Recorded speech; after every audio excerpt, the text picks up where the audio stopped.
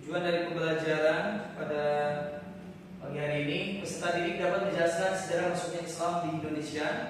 Yang kedua, peserta didik dapat menyebutkan teori-teori masuknya ajaran Islam di Indonesia.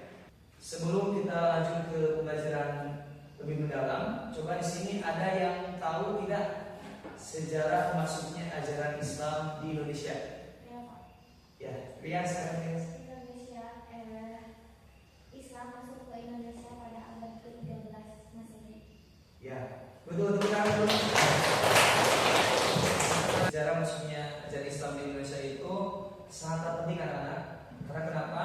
Kita sebagai pelajar Pancasila itu sebagai generasi penerus harus mengetahui, apalagi kita memeluk agama Islam, yang mana Islam itu rahmatan lil alamin. Yang insya Allah dengan adanya Islam itu akan membawakan kedamaian, keberkahan untuk bangsa dan negara. Anak-anak yang Bapak banggakan, untuk hari ini Bapak akan menayangkan video tentang sejarah masuknya ajaran Islam di Indonesia. Silakan disimak ya dengan baik. Silakan.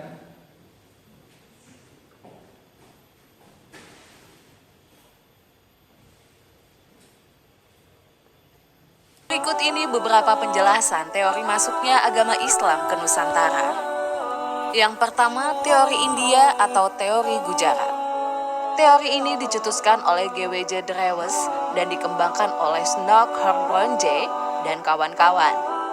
Selain itu, teori India atau teori Gujarat ini juga diyakini oleh sejarawan Indonesia Sucipto Wirjo Suprato yang meyakini awal mula sejarah masuknya Islam di Indonesia adalah melalui India atau Gujarat pada abad ke-13.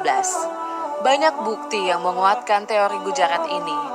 Salah satunya adalah makam Malik As-Saleh yang merupakan salah satu pendiri kerajaan Samudra Pasai. Corak dari batu nisan Malik As-Saleh sangat mirip dengan batu nisan yang ada di Gujarat. Yang kedua, teori Arab atau Mekah. Teori ini merupakan teori Islam yang menyebutkan bahwa Islam masuk ke Indonesia langsung dari Arab atau Mekah pada masa kekhalifahan. Teori ini didukung oleh J.C. Van Leeuwen hingga Buya Hamka atau Abdul Malik Karim Amrullah. Pada bukunya yang berjudul Sejarah Umat Islam yang terbit pada tahun 1997, Buya Hamka menjelaskan bukti-bukti masuknya agama Islam di Indonesia. Bukti yang dimaksud Buya Hamka ini adalah berupa sumber dari naskah kuno Cina yang menyebutkan bahwa sekelompok bangsa Arab yang bermukim di pesisir barat Pulau Sumatera pada tahun 625 Masehi. Teori ketiga yaitu teori Persia atau Iran. Teori Persia ini didukung oleh Husain Jayadiningrat dan Umar Amir Hussein. Menurut Jayadiningrat, kebudayaan Islam di Nusantara punya banyak kesamaan dengan kebudayaan Islam di Persia. Salah satu contoh kebudayaan Islam di Nusantara yang mirip dengan kebudayaan Islam di Persia adalah kaligrafi yang ada di makam batu nisan di Nusantara. Juga beberapa ritual keagamaan seperti tabot di daerah Bengkulu dan tabuik di daerah Sumatera Barat yang hampir mirip dengan ritual keagamaan di Persia yang diadakan setiap tanggal 10 bulan Muharram. Selanjutnya anak-anak, jalur masuknya Islam ke Indonesia itu ada 2 jalur. Yang pertama kita bisa lihat jalur utara dan jalur selatan. Kalau dari jalur utara, dari Arab Saudi, Damaskus, Baghdad, Gujarat, Sri Lanka, baru ke Indonesia. Kalau dari jalur selatan, Arab Saudi, Yaman, Gujarat, Sri Lanka, baru ke Indonesia. Ini merupakan jalur masuknya ajaran Islam ke Indonesia. Anak-anak, dari video sejarah masuknya Islam ke Indonesia yang tadi Bapak tayangkan, coba bisa ditangkap apa isinya? Ya, silakan Diara.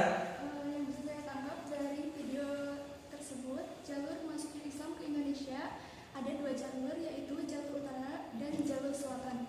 Jalur utara yang pertama dari Saudi Arabia, Damaskus, Baghdad, Gujarat, dan Sri Lanka, selanjutnya Indonesia. Yang ke Dua, ya. jalur selatan dari Saudi Arabia, lalu ke Yaman, Gujarat, Sri Lanka, lalu Indonesia. Ya, betul. Betul sekali, tepuk tangan anak-anak. Selanjutnya kita lanjut ke diskusi. Anak-anak mohon diperhatikan. Kita akan pembagian kelompok. Bapak sudah memasukkan nama-nama siswa yang akan dibagi menjadi 4 kelompok. Dan ini hasilnya.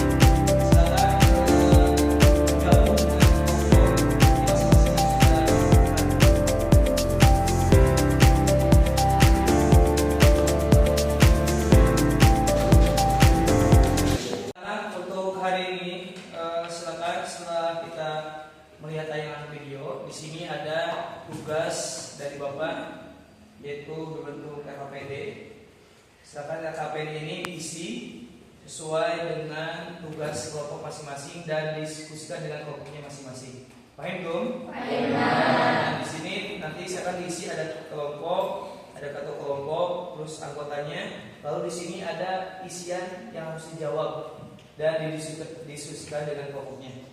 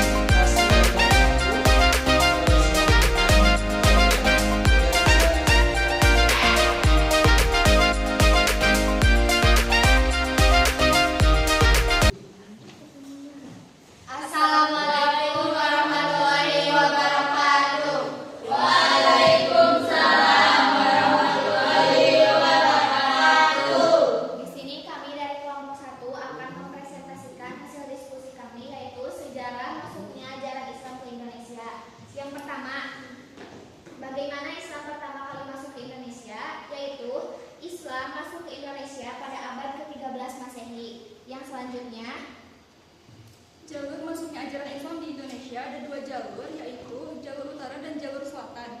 Jalur utara yang pertama dimulai dari Saudi Arabia, lalu ke Damaskus, Baghdad, Gujarat, Sri Lanka, lalu Indonesia. Jalur kedua yaitu jalur selatan, Saudi Arabia, Yaman, Gujarat, Sri Lanka, dan Indonesia.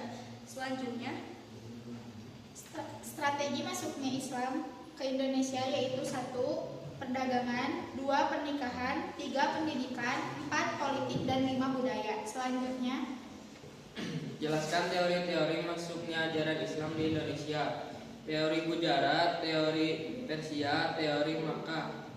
Selanjutnya, Faktor keberhasilan masuknya ajaran agama Islam di Indonesia yaitu letak Indonesia yang strategis, ajaran Islam yang universal, akulturasi budaya.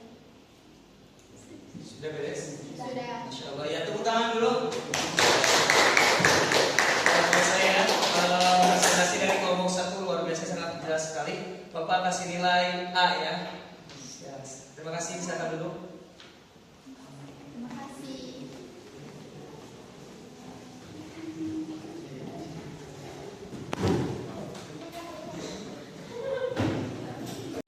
Alhamdulillah ya, semuanya sudah presentasi. Semua kelompok sudah presentasi ke depan dan menyampaikan dengan sangat baik sekali, dengan nilai yang sangat luar biasa. Tepuk tangan untuk semuanya. Coba dari yang tadi yang sampaikan, coba Sandi, apa saja teori-teori masuknya ajaran Islam ke Indonesia? Islam masuknya ke Indonesia pada abad ke-13 Masehi. Teori-teorinya ya. Dari Gujarat, dari Persia, dari Mekah. Ya, betul sekali, tepuk tangan. Jadi anak-anak, mohon perhatian ya. Ketika ada temannya yang presentasi, ini kelompok 4 ya. Jadi seakan semuanya bisa memperhatikan dengan baik.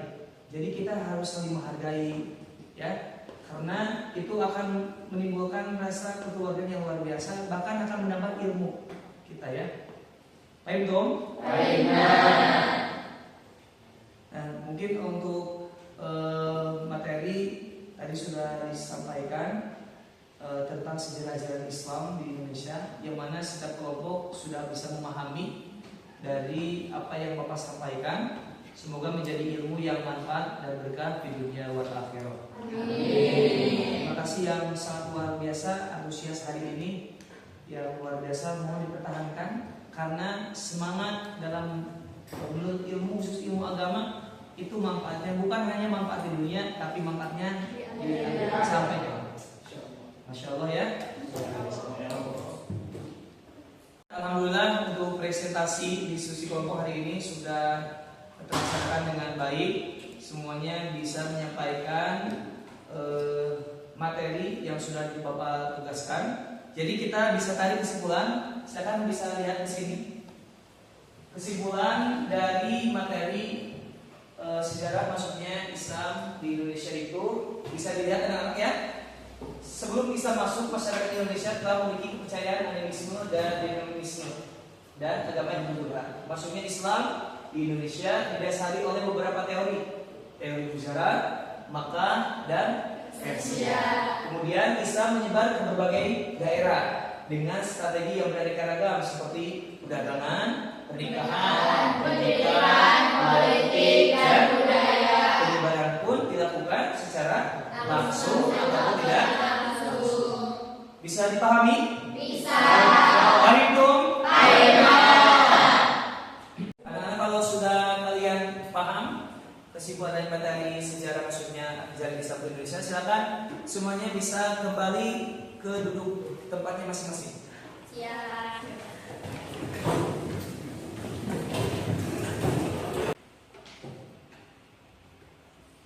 Ya, anak-anak, untuk mengukur sejauh mana kemampuan kalian, pemahaman kalian tentang sejarah masuknya ajaran Islam di Indonesia.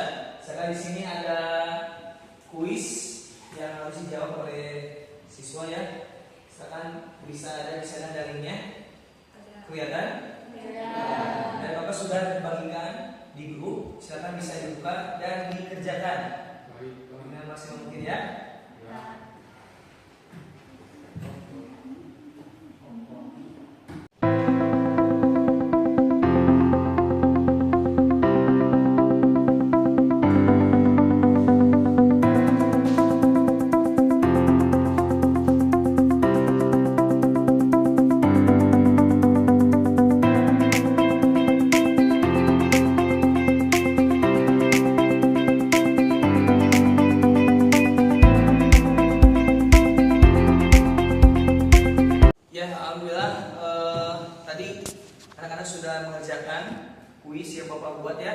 Tadi nilainya luar biasa, ada yang bagus, ada yang kurang. Nah, itu mas sesuai kemampuan masing. Ya, anak-anak setelah kita mempelajari pembelajaran sejarah ajaran Islam ke Indonesia, kita untuk berikutnya itu akan membahas tentang tokoh-tokoh penyebar ajaran Islam di Indonesia yang akan kita sampaikan, kita jelaskan nanti di minggu depan ya. Jadi silakan dibaca-baca terlebih dahulu, mencari referensi baik di buku, di Google atau apapun ya. Misalkan cari tentang tokoh-tokoh penyebaran ajaran Islam di Indonesia.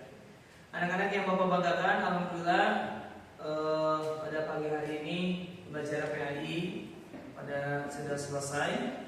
Mari kita tutup dengan bacaan hamdalah bersama-sama.